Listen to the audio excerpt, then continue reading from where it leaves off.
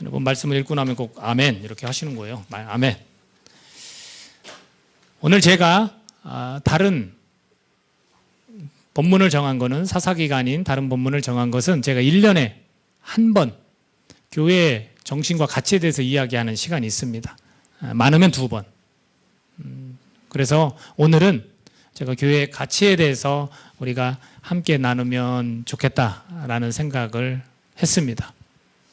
그래서 아마도 이 주보를 가지고 계신 분은 아주 편할 겁니다. 왜냐하면 주보 뒤에 은혜와 영광교회의 가치에 대해서 나와 있습니다. 그래서 이 9가지에 대해서 제가 설명을 좀 드리면 좋겠다 생각이 들었습니다. 저는 사역을 한 지 20년이 됐습니다. 담임 목회자로 사역을 한 것은 지금 7년입니다. 13년 동안 부교육자로 사역을 하면서 굉장히 많은 것들을 깨달았죠. 많은 은혜가 있었죠. 그것을 종합한 결과 지금 은혜와 영광교회에 이런 9가지의 가치가 나오게 되었습니다. 하루아침에 만들어진 게 아닙니다.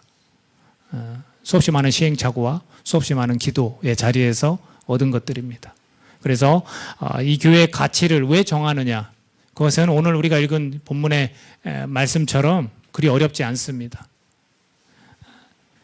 이는 성도를 온전하게 하여 봉사일을 하게 하며 그리스도의 몸을 세우려 하심이라.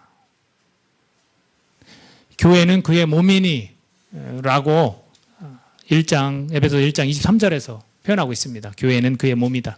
우리가 이렇게 생각하는 이 교회 공동체는 그의 몸이다. 예수님의 몸이에요. 머리는 누굽니까? 예수님이죠. 당연히 예수님이에요. 그리고 이 나머지 몸은 저희들을 뜻합니다. 그런데 우리가 읽은 이 4장 12절 바로 윗구절에 보면 어떤 사람은 사도로, 어떤 사람은 선지자로, 어떤 사람은 복음 전하는 자로, 어떤 사람은 목사와 교사로 삼으셨다 이렇게 표현하고 있어요. 저는 여기에 포함되는 사람 중에 하나고, 그러면 여기는 특별하게 이런 직분자들만 이야기하냐? 그렇지 않습니다. 교회에 섞여 있는 한 분 한 분 지체들을 다 일컬어서 이런 일을 해야 되는 거예요. 그래서 원어를 살펴보면 이것은 어떤 특정한 사람들을 뜻한 게 아니라 전체를 뜻하는 표현입니다. 그래서 이 전체가 무슨 일을 하느냐? 성도를 온전하게 하는 거예요. 서로를 온전한 삶을 살도록 해주는 거예요. 그리고 봉사의 미니스트리예요. 봉사, 사역을 하도록 하는 거예요. 사역은 교회 내의 사역도 있지만 교회 밖의 사역도 있잖아요. 여러분 직장의 사역도 있는 거거든요. 가정의 사역도 있는 거예요. 다 이것을 봉사하도록 만드는 거예요. 그래서 그리스도의 몸을 세우려 하심이라. 저는 여기에 대한 부담감이 있는 사람이죠. 우리 공동체가 그리스도의 몸으로서 원활한 역할을 할 수 있도록 저는 헌신한 사람이에요. 그래서 이 헌신한 사람이 교회를 놓고 기도할 때 이런 가치들을 주셨는데, 이 9가지 가치들을 여러분이 이렇게 생각하시면 좋을 것 같아요. 나무를 한번 생각해 보세요. 나무를 하나 그려보세요. 그럼 나무는 맨 밑에 있는 것이 뭡니까? 뿌리예요. 뿌리는 땅 위에 있습니까? 땅 밑에 있습니까? 땅 밑에 있죠. 그러니까 잘 보이지는 않아요. 그러나 뿌리가 없으면 나무가 됩니까? 안 되는 거예요.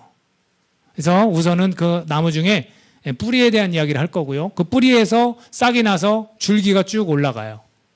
그렇죠? 그러면 줄기는 눈에 보이는 거죠. 줄기가 쭉 자라갑니다. 줄기가 쭉 자라가서 그 다음 생기는 게 뭐냐면 잎이에요. 그리고 가지들. 그죠? 그 다음에 열매가 생겨요. 이렇게 세 부분으로 여러분이 기억을 하시면서 말씀을 들으면 좋을 것 같습니다. 뿌리와 줄기 그리고 열매예요. 잎. 첫 번째로 여러분에게 말씀드리고 싶은 건 뭐냐면, 제가 교회를 개척하게 된 아주 중요한 계기도 바로 여기인데, 우리가 뿌리에 대해서 한번 생각해 보는데 이 3가지입니다. 첫 번째가 뭐냐면 성서의 가치를 추구하는 거예요. 여러분들이 이런 얘기를 들으셨는지 모르겠지만 제가 최근에 들은 얘기 중에 교회를 분명히 다니는 성도예요. 교회를 다니시는 분이에요. 직분은 저는 그렇게 중요하다고 생각은 안 해요. 그리스도인이 중요한 거예요. 그리스도인. 예수님의 사람이 중요한 겁니다. 그런 그리스도인이 고민에 빠졌습니다. 왜 고민에 빠졌느냐? 그 교회에서 고민에 빠졌어요. 교회에 대해서. 근데 어떤 문제냐? 가르침을 받는 거, 설교 속에서 또는 소그룹 속에서 가르침을 받는 게 자기가 납득이 잘 되지 않는 부분이 있는 거예요. 저게 과연 하나님의 말씀이 맞을까? 라고 생각되어지는 부분이 있는 겁니다. 설교는 보통 30분에서 40분, 50분 이렇게 하거든요. 뭐 짧게는 25분 이렇게 하시는 분도 계시죠. 근데 그 설교 속에서 내내 그 설교를 듣고 이제 의구심이 생기는 거예요. 정말 저게 맞을까? 하나님이 원하시는 게 맞을까? 불편한 거예요, 마음이. 이런 분들이 저 이웃교회에 있는 한 목사님에게 연락이 와서 월요일마다 지금 만나서 성경 공부를 해요. 근데 그 성경 공부가 정말로 정해진 시간에 딱 해서 정해진 시간에 마치고 성경에 대한 내용을 자세히 살피는 게 아니라 본인들이 너무나 힘들고 어려운 얘기를 계속해서 이야기를 하는 거예요. 근데 그 내용 중에 핵심이 지금 말씀드린 바로 그 부분이에요. 나는 하나님 앞에 그래도 순종하면서 살고 싶은데 과연 그 말씀이 정말로 올바른 겁니까? 목사님이 선포를 하고 말씀하시니까 이거를 받아들이긴 해야 되는데 내가 혹시 불순종하거나 내가 혹시 거역하는 거 아닐까? 이런 고민에 빠진 사람들이에요. 근데 그런 분들이 꽤 있다는 사실. 저는 거기에 한번 놀랍니다.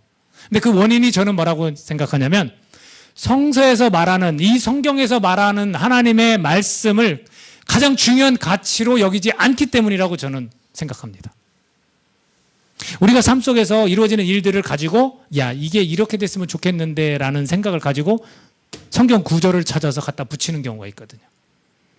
성도들이 정말로 교회에서 봉사하게 하기 위해서 이렇게 좀 움직였으면 좋겠는데 하는 내용을 가지고 성경을 찾아서 갖다 붙이는 경우가 있거든요. 아주 위험합니다, 여러분. 아주 위험한 거. 이건 다분히 의도를 가지고 하는 거거든요. 위험한 거예요. 그럼 우리는 어떻게 받아들여야 되냐? 기록된 이 말씀은 하나님의 말씀을 우리가 믿으십니까? 믿죠. 이것이 정경화되어 가자는 역사도 다 있어요. 믿어요. 물론 외경이라고 해서 감춰진 비밀스러운 그 뜻을 가진 외경도 있습니다. 물론 개신교가 아닌 가톨릭에서는 그것을 인정하지만 어느 정도 저희들은 그냥 개신교에서는 이것을 그대로 하나님의 말씀으로 우리가 받아들여요. 물론 여기에는 자세히 살피고 교정하고 좀 바로잡아야 될 부분도 분명히 있어요. 없진 않아요. 근데 그것 때문에 하나님의 어떤 뜻과 명령들이 퇴색되거나 변질되는 이런 건 없어요. 우리는 이걸 믿습니다. 그렇다면 기록된 이 하나님 말씀이 선포될 때 우리는 이 말씀을 가지고 그대로 우리는 받아들이는 사람들이에요. 쉽게 말해서 여기에서 이야기하는 것을 그대로 따라가는 사람들이에요. 근데 나름대로 우리가 추구하는 바를 가지고 그것을 하기 위해서 성경의 내용들을 인용해서 그 일들을 이루는 거, 이건 위험하다는 거예요. 그것 때문에 영적인 갈급함을 느끼고 힘들어하는 지체들이 있다라는 얘기를 듣습니다. 그래서 교회가 가장 먼저 해야 될 일이 뭘까? 저는 바로 이거라고 생각되어지는 거예요. 성서, 하나님의 기록된 말씀을 가장 가치 있는 것으로 여기고 이걸 추구하는 거예요. 성서에서 말하는 가치를 추구하는 거예요. 그래, 성경에서 이렇게 말씀하셨지? 그럼 난 그걸 따르는 거죠. 이것이 저희 교회의 가치입니다. 이것이 뿌리와 같은 거예요. 이것이 해결되면 이것이 땅속 밑에서 뿌리가 자라서 줄기가 나올 수 있는 그런 일이 생겨요. 그 두 번째가 뭐냐면 균형 잡힌 영성이에요. 균형 잡힌 신앙이에요. 신앙의 패턴을 보면 재밌어요. 그 교회가 특성을 가지고 가는 그 부분만 고집해요. 예를 들어서 제가 기도를 굉장히 많이 강조하는 사람이라고 합시다. 자, 우리 또 모입시다. 밤마다 기도하겠습니다. 여러분 모이세요 하고 막 강조해요. 이거 하나님이 원하시는 거 아닙니까? 예수님이 원하시는 거 아닙니까? 밤마다 나오십시오. 같이 기도하자고요. 우리 기도해야 삽니다. 이렇게 했다고 쳐요. 그러면 제가 이걸 매 주마다 여러분에게 설교 속에서 막 강조하고 하면 여러분은 어떻게 되냐면 여러분은 분명히 기도하시는 모든 분들이 될 거예요. 자, 우리 방언 받고 우리가 정말 하나님 은사를 구하고 우리 날마다 기도합시다. 매 주마다 막 이걸 외쳐요. 그럼 여러분은 기도를 정말로 많이 하는 분들이 될 거예요. 안 될 것 같아요? 돼요. 그러면 그 말씀을 들은 회중들은 나중에 누구를 만나고 상담을 하거나 누구를 만나서 신앙 얘기할 때, 야, 기도가 제일 중요해. 야, 기도밖에 없다고 그러잖아. 너 지금 삶이 그렇게 힘든데 기도하자. 이렇게 되는 거예요. 근데 여러분이 보실 땐 기도가 가장 중요한 것 같아요? 또, 자, 기도는 그렇게 호들갑 떨듯이 막 소리 지르고 그러는 기도하면 안 돼요, 여러분. 조용히 묵상하면서 기도해야 돼요. 그리고 하나님 말씀을 언제나 읽고 여러분이 말씀대로 여러분 살아가야 되기 때문에 항상 말씀을 가까이 하고 성경 공부. 여러분 주중에 여러분들이 소그룹으로 모여서 성경 공부를 하셔야 됩니다. 그리고 설교를 들을 때마다 계속해서 말씀을 해석해주고, 자, 이 말씀은 이런 뜻입니다. 자, 이 말씀은 이렇게 살아야 되는 거예요. 하고 계속 가르쳐요. 그리고 모두가 다 성경 공부하는 모임에 한 사람씩 더 참여하셔야 됩니다. 여러분 배우든지 가르치든지 하셔야 돼요 하고 강조를 했다고 칩시다. 그러면 그 사람은 어려운 일이 닥치고 힘든 일이 닥칠 때 어떤 이야기를 먼저 하겠습니까? 야, 말씀이 중요한 거야. 네가 말씀 안 봐서 그래. 말씀에 다 삶의 해답이 나와 있잖아. 그러니까 말씀을 가까이 해. 성경 읽어. 말씀도 암송하고. 이렇게 강조한다고 치면 우리 회중들은 당연히 말씀을 가까이 하고 성경책 조그만 거 하나라도 다 들고 다닐 거예요. 그러면 잘못하면 어떤 현상이 나타나냐면 기도를 많이 강조했다면 말씀에 대해서 소홀할 수 있어요. 기도는 열정적으로 해요. 막 열정적으로. 방언도 받았고 열정적으로 해요. 그러나 야, 너 에베소서에서 교회를 뭐라고 정의해야 돼? 교회 본질이 뭐야? 하면은 얘기를 잘 못할 수도 있어요. 야, 그 120명 문도가 막 기도했잖아. 성령 받는 거야. 그냥 기도만 하면 되지. 이렇게 말할 수 있다라는 거예요. 자, 이제 성경을 많이 읽는. 성경만 하면 이제 모여서 뭐 하겠습니까? 야, 내가 오늘 성경 어디를 읽었는데 야, 이게 나에게 얼마나 크게 와닿는지 몰라. 야, 이 성경 내용이 이런 거였더라. 내가 누구 어떤 사람의 주석을 좀 찾아봤는데 야, 이게 맞더라. 그리고 그 모임을 딱 하고 나서 야, 이제 마무리 기도하자 하고 마무리 기도하고 마치는 이런 일이 나타날 수 있어요. 제가 무슨 얘기를 하고 싶은 걸까요? 이것이 더 중요하고 이게 덜 중요하다 이 얘기가 아니에요. 다 같이 가야 되는 거예요, 여러분. 기도의 훈련도 분명히 우리는 받아야 되고 말씀도 정말로 계속해서 매일매일 읽고 묵상하고 적용하고 살아야 되는 거예요. 근데 자기 성향에 따라서 자꾸 그리고 여러분이 경험한 교회들이 있을 거란 말입니다. 여기가 처음인 교회도 있지만 그렇지 않은 교회도 있거든요. 그럼 자꾸 그 교회에서 습성으로 젖어 있는 걸 가지고 다른 교회 가도 그걸 자꾸 적용시켜요. 우리 나 이렇게 배웠는데 나 이 교회에서는 이렇게 했는데 나 그걸 때 그거 좋았는데 근데 이 교회는 왜 그거 안 하지? 이런 현상이 나타나는 거예요. 좌로나 우로나 치우치지 말아야 돼요. 그래서 우리는 통합적인 신앙이에요. 성경에서 말하는 기도가 필요할 땐 기도하는 것이고 즐거운 자는 괴로운 자는 기도하고 즐거운 자는 찬양하라고 그랬어요. 그런 것들이 다 성경에서 가르쳐준 것들이 내 몸에 배어서 통합적인 신앙을 이루는 거예요. 이게 균형 잡힌 신앙이에요. 자꾸 이야기하면서 야, 이게 더 중요해 저게 더 중요해 이건 없습니다. 제일 중요한 건 뭐예요? 성부, 성자, 성령이에요. 그보다 더 중요한 게 어디 있어요? 내가 경험한 신앙이 왜 중요해요? 다 그 안에 있는데 성부, 성자, 성령 안에 다 있는데 그렇기 때문에 성경에서 말하고자 하는 하나님께서 말씀하시는 이 모든 것들을 다 내가 습득하고 훈련하고 배우려고 해야 되는 거예요. 이것을 평생 하는 거예요. 이게 성화예요. 거룩해져 가는 거예요. 이렇게. 그리고 저도 목사지만 답 다 드릴 수 없는 부분이 있거든요. 답 다 드릴 수 없는 부분이 있어요. 그러면 주님 만나는 그날 물어보세요. 그거 해결되면 여러분의 신앙이 훌쩍하고 뛰어넘을 것 같습니까? 천만에요. 사람은 그냥 궁금한 거예요. 궁금한 거. 그냥 알고 싶은 거. 이런 욕구 때문에 그래요. 지적인 욕구 때문에. 감정적으로 신앙생활을 하는 사람은 별거 다 가지고 이야기를 하고 지적으로 신앙생활을 하는 사람은 그런 열정적으로 기도하거나 그런 게 별로 없고 그러니까 저는 이것을 좀 균형을 잘 잡은 영성 그것을 우리가 지녀야 되지 않을까. 힘들어요. 몸의 균형이 깨지면 어때요? 아파요. 병이 와요. 신앙도 저는 마찬가지라고 봅니다. 분명한 거예요. 한쪽으로 치우쳐서요. 어디가 결핍되잖아요. 여러분 병이 와요. 영적인 병이 와요. 그렇기 때문에 저희가 이것을 가치로 여기는 거예요. 이 교회. 그러니까 여러분은 균형 잡힌 영성을, 신앙을 추구하셔야 되는 거예요. 세 번째가 뭐냐면 신앙 열정을 가지고 좋다 이거예요. 하나님도 알아가고 나 정말 이 신앙생활 너무 기쁘고 좋네, 감격스럽네, 재밌네. 근데 내 가정은 소홀해. 될까요? 안 될까요? 이것도 균형 깨진 거예요. 교회 공동체가 있다면 가정도 있어요. 누구는 직장생활을 열심히 하지만 교회는 소홀해요. 이것도 깨지는 거예요. 내 본분이라는 게 있어요. 내가 해야 될 일이 분명히 있어요. 그건 성령께서 말씀해 주시면 그대로 순종하는 거예요. 건강한 가정이란 뭐냐? 이런 균형을 이뤄가면서 동시에 하나님을 잘 섬기는 게 가장 건강한 가정이에요. 예를 들어 봅시다. 나만 믿어. 내 부인이 안 믿어.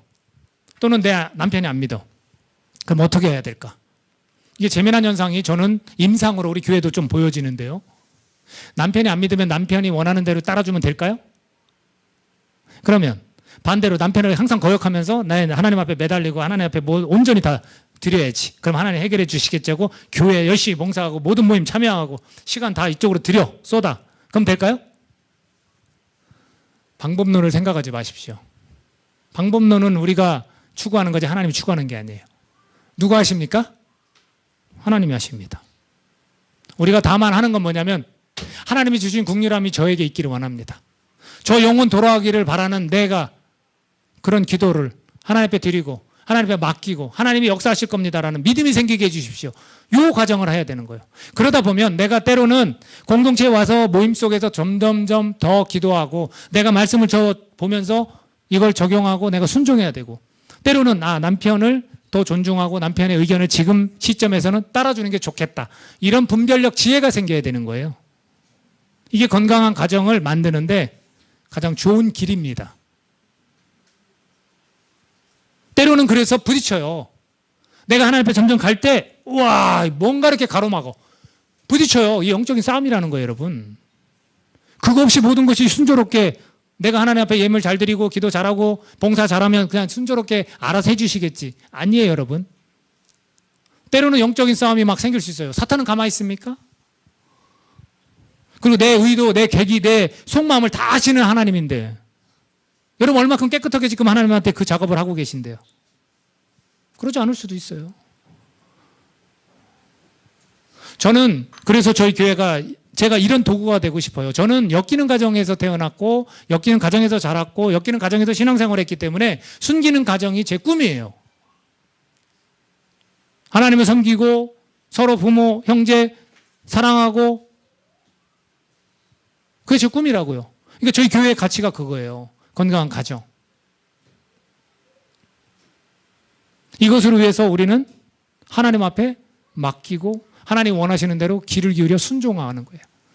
때로는 아내 편도 좀 들고 때로는 교회 모임에 못 참여하지만 이 시점에서는 이게 좀 좋겠다 해서 아내를 위해서 또는 남편을 위해서 그런 주님의 성품을 내가 점점점 닮아가면서 대하는 거죠. 언제가 될지 몰라요, 여러분. 저희 아버님처럼 어머니가 돌아가시고 돌아올 수도 있어요. 싫으세요? 여러분 때 꼭 돌아오셔야 돼요? 그런 거 없습니다. 우리가 정하는 거 없습니다. 하나님은 그렇게도 일하셔요. 이래서 건강한 가정에 우리 교회는 가치를 두고 있습니다. 자, 이것이 가장 기본적인 뿌리예요, 뿌리. 이것이 좀 원활하게 잘 돌아가야 그 다음 싹이 나고 줄기가 쫙 올라갑니다, 여러분. 그 줄기에 관한 이야기를 하면 이 줄기는 나의 개인에 관한 이야기가 굉장히 많아요. 지금 말씀드린 뿌리에 관한 이야기는 하나님과의 관계가 제일 커요. 그러면 이 두 번째, 이 줄기에 관한 이야기는 나와 내 자신에 관한 그런 이야기가 가득 담겨 있습니다. 여러분, 우리가 공동체라면 적어도 진실하게 삶의 소통이 있어야 돼요. 저 사람이 뭐하고 다니는지, 저 사람이 어떤 인격을 가졌는지, 저 사람이 어떤 사고를 하는지 몰라요. 교회가 그걸 왜 몰라? 알아야 하는데. 그리고 공동체래. 이거 웃기지 않아요? 진실하게 사람들이 이 가정이 여러분들 폐쇄된 가정이 되면 안 돼요. 오픈된 가정이, 열린 가정이지 닫힌 가정이 되면 안 돼요. 내 집이 좀 이렇게 집이 좀 못 살아. 뭐 음식도 별로 없어. 그거 신경 쓰면 안 돼요. 그냥 나는 이런 사람이에요. 우리 가정은 이런 가정이에요. 그리고 같은 공동체에서 머리 대신 예수님을 따라 서로 한 몸으로 묶어줬다면 알아야 돼요. 여러분 시기하고 질투하실 거예요? 창피하고 자존심 상할 거예요?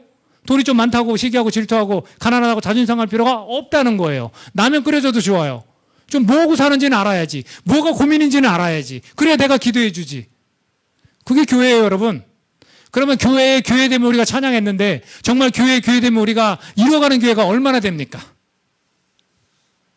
저는 그래서 큰 게 싫어요.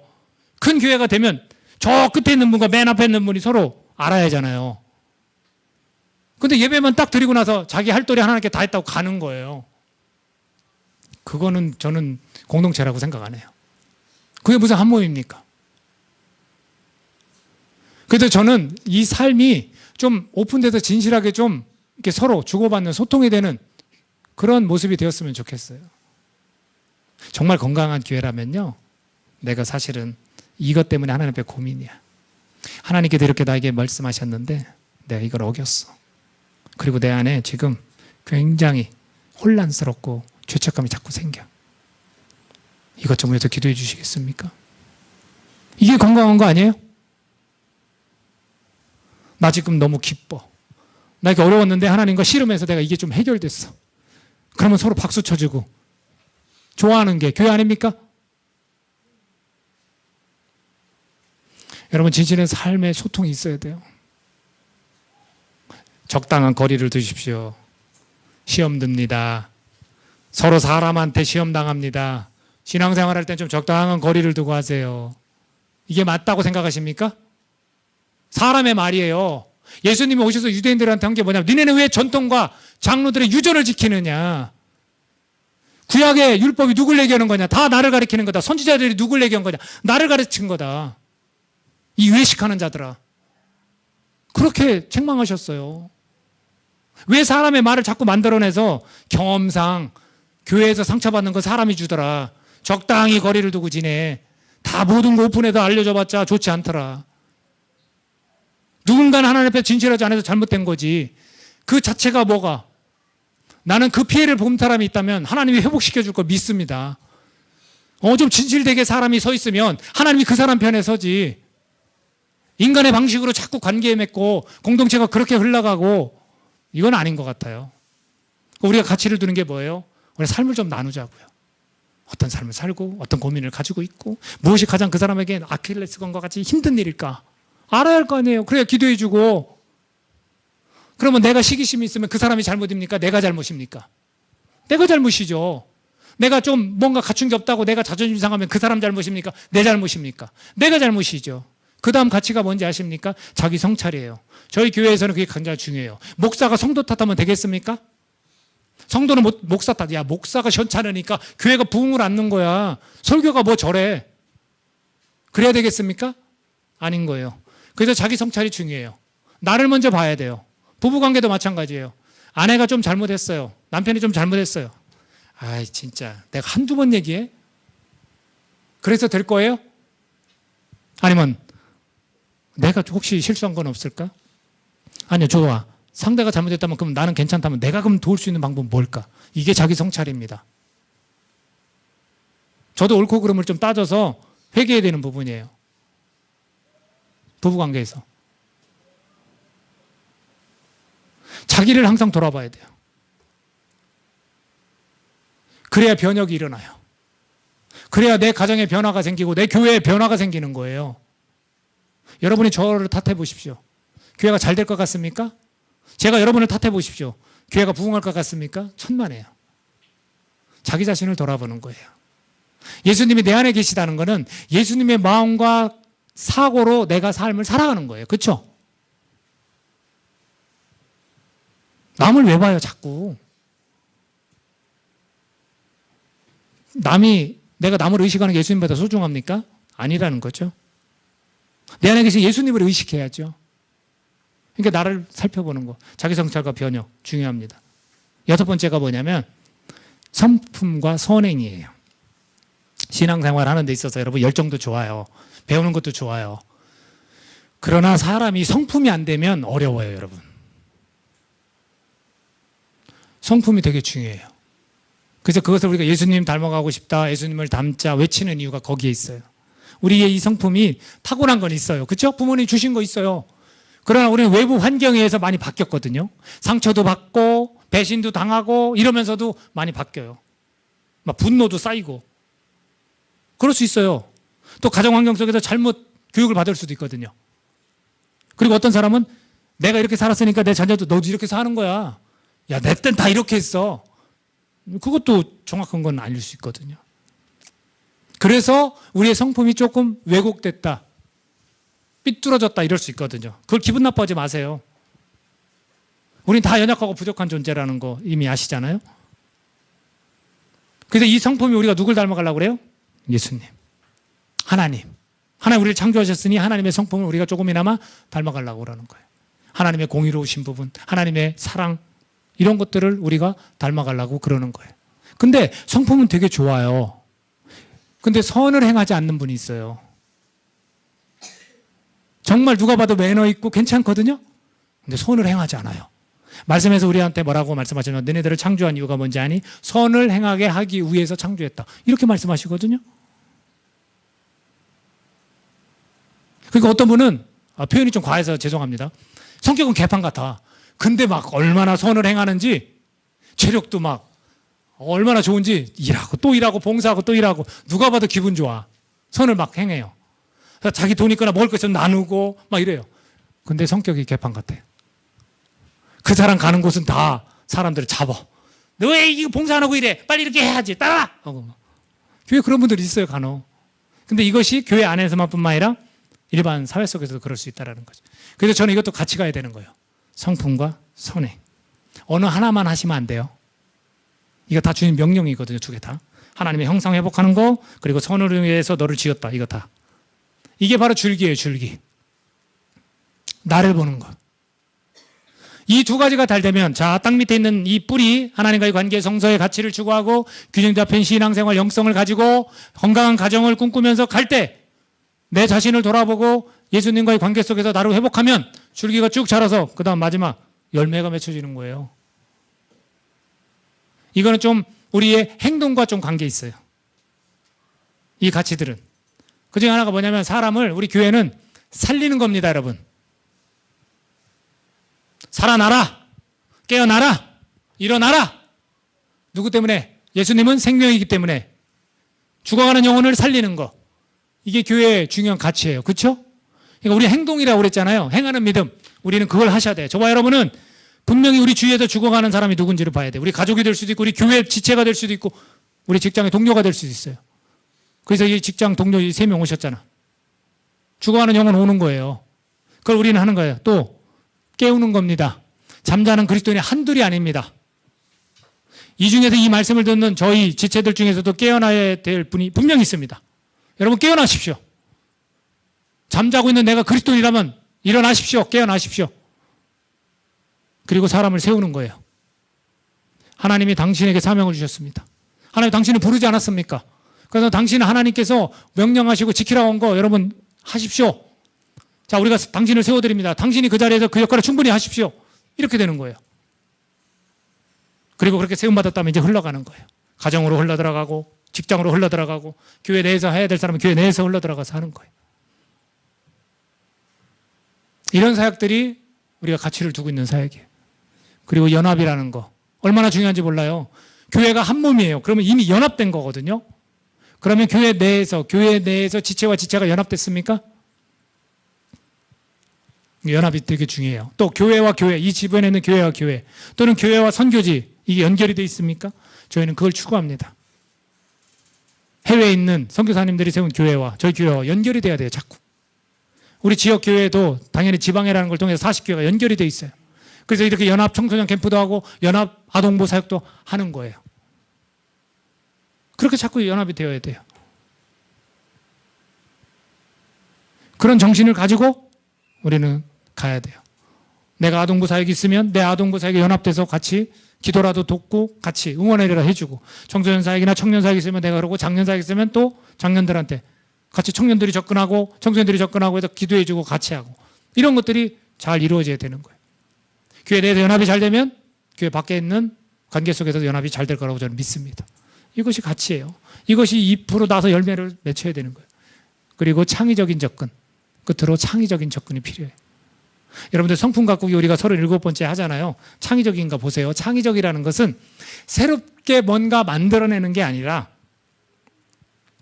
제가 주보에서 설명한 것과 같이 하나님의 이런 창조적인 활동이 세상의 발자취를 따라가지 않고 세상의 발자취를 남기는 공동체거든요. 그리고 기존에 했던 거라도 이것이 지금 상황에서 필요하다라고 감지하는 게 창의적인 접근이에요. 아니 그거 옛날에 해봤는데 안 돼요. 내가 전역교회에서 그거 해봤는데 안 돼요. 이렇게 말하시면 안 돼요. 그건 창의적인 접근이 아니에요. 지금 이 상황에서 과거에 했던 거나 아니면 과거에 실패했던 거라도 지금 상황에서 하나님께 기도하는 가운데 성령께서 주신 진한 감동이 있다면 그것을 한번 실천해보자 라고 꺼집어내서 움직이는 게 창의적인 접근이에요. 들어보세요. 성품갖기 끝났습니다. 그래서 제가 여러분에게 한번 이런 이야기를 했어요. 예수님과 모세 오경과의 연관성에 대해서 한번 공부할지도 모릅니다. 혹시 기억나세요? 그런데 제가 2주 전부터 기도했던 것 중에 하나가 이걸 해보고 싶은 거예요. BBLT 이렇게 붙여봤어요. 바이블, 베이시스, 라이프, 토크 그냥 이거를 쭉 그냥 그렇게 붙이고서 설명을 하면 성경을 기반으로 삶을 나누는 대화. 그래서 이거 좀 어려운데 여러분들과 함께 질문이 있을 거란 말이에요. 여러분이 삶을 사시면서 힘들고 어려운 일들이 있고 성경을 볼 때 애매한 부분을 제가 질문을 받고 대답을 해주고 그 질문에 대해서 저뿐만 아니라 서로 간에 이야기를 좀 나누는 그런 시간을 좀 자연스럽게 가져보려고 생각을 하고 있습니다. 이건 저한테는 굉장히 부담스러운 거예요. 왜냐하면 저는 목사이기 때문에 성경에 대해서 정말 많이 알아야 되고 다 들통나는 거거든요. 그렇다고 혹시 여러분 저를 골탕 먹이기 위해서 여러분이 미리 준비해서 요 목사 요거 한번 얘기 하나 보자 이러시면 안 돼요. 저 상처받습니다. 그러시지 말고 이런 경우 내가 헷갈리는데 어떻게 그거를 말해줄 수 있을까요? 라든지 많이 여러 가지 있을 거 아니에요. 그래서 미리 준비해 오시는 게 아니라 그냥 그날 여러분들도 궁금하신 거 생각나는 거 서로 나누고 하면 좋겠다 싶어서 그렇게 성경을 기반으로 해서 어느 정도의 뭐 내 개인에게 해결책이 생길 수도 있잖아요. 그런 시간을 좀 가져보려고 합니다. 이런 것들이 저 개인적으로는 하나님께 기도하면서 얻었던 것들이거든요. 이런 걸 창의적인 접근이라고 제 스스로는 생각을 해요. 근데 이게 호응을 못 얻어. 성령께서 전혀 역사하시지 않아. 그럼 저는 바로 내려놓을 거예요. 네. 그러니까 여러분들도 기도하시면서 성령께서 어떤 감동을 주시면 한번 실천해 보는 거예요. 그걸 통해서 내가 하나님께서 나에게 주신 귀한 은혜구나라고 느낄 수도 있고 또 그것이 정말로 원활하게 잘 안 이루어지면 또다시 하나님께 구해서 이렇게 해나가는 거 이게 가치를 둬야 돼요. 왜냐하면 하나님은 창조주세요. 그분으로부터 오는 것이 굉장히 크거든요. 근데 대부분 우리는 하나님 위에 있어요. 이게 무슨 뜻이에요? 내 생각이 더 중요하고 내 생각이 더 맞는 것 같아. 우리 여기에 자꾸 사로잡혀 있거든요. 이해되시죠? 하나님으로부터 창조주이신 하나님으로부터 이 창의적인 것들을 얻어야 되는 거예요. 물어야 돼요. 이런 상황에서 하나님 어떻게 해야 돼요? 하나님 나에게 좀 그거를 단번에 얻으려고 하지 말고 시간을 두고 그러면 떠오르면 그걸 가지고 잘 정리하고 내 생각도 이제 계획도 한번 생각해보고 하면서 그걸 기반으로 해야 되는 거예요. 이게 창의적인 접근이에요. 교회도 마찬가지죠. 교회도. 이것이 제가 지금 말씀드린 이 9가지가 저희 교회의 가치입니다. 여러분 이거는 여러분이 정말로 귀가 따갑도록 들으시고 외우셔야 돼요. 여기에 다 맞춰서 사역이 다 이루어지고 있고 교회가 공동체가 만들어져 가고 있다는 사실 꼭 기억하십시오. 한 나무를 꼭 기억하시고 내가 지금 당장 하나님과의 관계 속에서 이 뿌리에 이상이 생기지 않았는지 뿌리가 썩으면 이분 안 나요. 나 자신은 날 돌아봐도 잘 몰라요 여러분. 그리고 내 자신이 지금 정말로 잘 예수님 안에도 쭉 잘 자라고 있는지 살펴보십시오. 그리고 내가 정말 이런 열매를 맺기 위해서 잎을 풍성하게 하기 위해서 그 속에 열매를 맺기 위해서 사람을 살리고 깨우고 세우고 그런 일들을 하고 있는지 또 내가 연합을 정말로 잘 하는지 하나님은 언제나 공동체 속에서 연합 속에서 항상 함께 하세요. 그리고 내가 창의적인 접근 내 삶에서 풀기 어려운 문제들을 하나님께 구하고 해결하려고 하는지 그래서 거기서 힌트를 얻어서 삶을 잘 헤쳐나가고 있는지 그걸 보십시오. 제가 기도하는데 우리 교회의 가치를 여러분 소중히 여기십시오. 이 주보에 괜히 써놓은 게 아니에요 여러분. 이걸 항상 외우고 여기에 내 몸을 맞춰서 내가 정말로 하나님 앞에서 신실한 신앙인이 되기 위해서 우리는 부단히 노력을 하셔야 됩니다. 난 그리스도인이에요. 예수님의 사람이란 말입니다. 그래서 이런 공동체의 모습을 통해서 내가 자라가는 거예요. 하나님께서 장성한 분량까지 자라가라고 말씀하셨거든요. 내가 정말 예수님을 많이는 못 닮는다 하더라도 그분께서 계획하신 그대로 내가 아름다운 도구로 쓰임받고 내가 그분을 점점점 닮아가는 인생을 사셔야 되지 않겠습니까?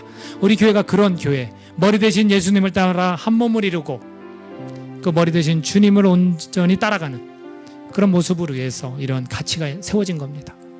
이 시간 이 가치들을 우리가 좀 소중히 여기면서 한 나무를 여러분이 기억하시면서 하나님 앞에서 내가 점검해야 될 부분이 걸렸다면 그걸 놓고 기도하십시오. 이 시간 함께 우리 성령님 의지하면서 기도하는 시간을 갖도록 하겠습니다. 기도합니다. 하나님